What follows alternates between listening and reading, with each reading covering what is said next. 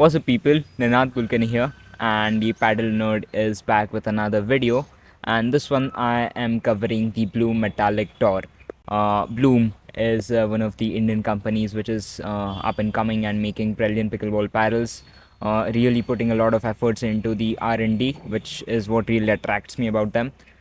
And yes, in this one we are going to talk about the Bloom Tour Metallic. Without wasting any time, let's get into the video.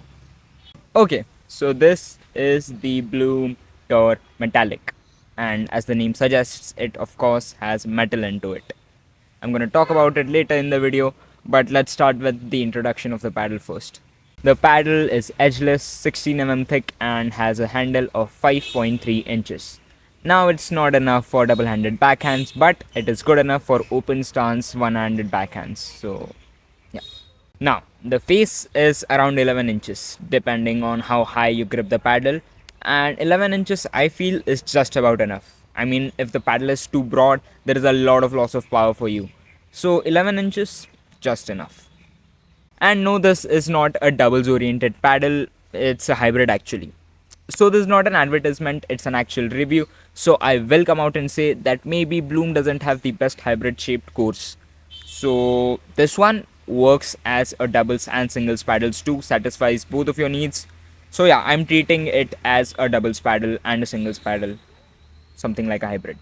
This is too early in the video, but still I gotta address this. If you wanna make it a doubles oriented paddle, try to add some lead tip on the necks, because again I say it is not a doubles paddle. It works in singles very well too. It's not head heavy, so I really enjoyed swinging this paddle around.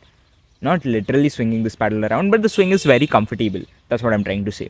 Because it gives you almost close to zero strain on your elbows. So all the power goes from your shoulder, meaning the power which you're going to invest from your elbows, you can use it instead to give the ball a lot of spin, a lot of slice. I don't know. But again, the point is that your elbow is not invested into making sure that the ball is going towards the other side powerfully. You can use it for different things. And the credit for having such a comfortable swing weight goes to its core, because the core is just beautiful, and that's what I'll be talking about next. This does have the best core I have seen yet. Not maybe, but does have the best core I've seen yet. It has no gimmicks to it, no foam infusion, no arrow designs. It is edgeless, but it contributes in another way. I'll talk about it. But again, about the core, it's one of the best I've seen yet.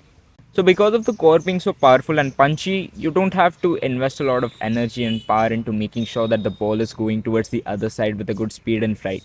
Which means that you can use the same energy which comes from your elbow into another things. Maybe the spin, maybe the follow through, maybe the direction. Can be anything.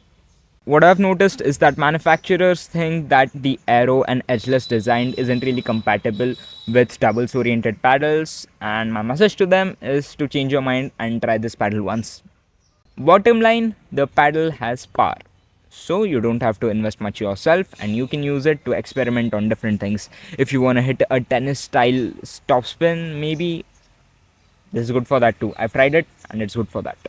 And now let's talk about the surface. And kudos to Bloom, because they have used a blend of metal and carbon fiber to create this textured surface.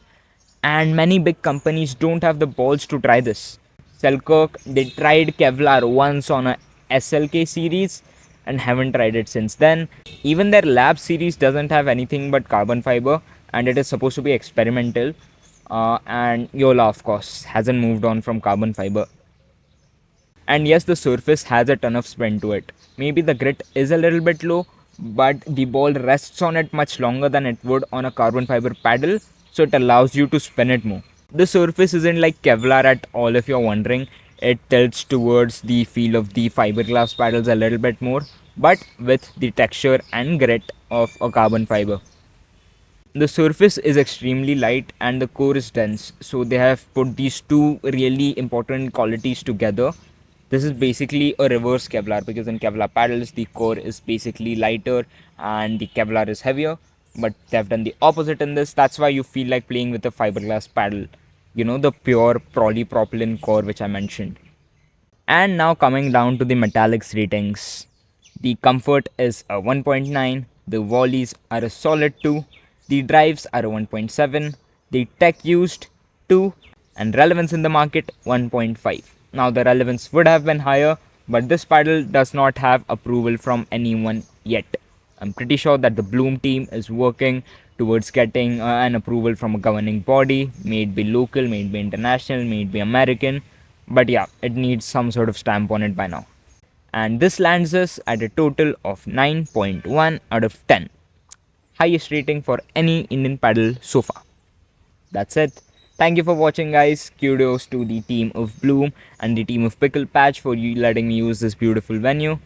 Catch you in the next one.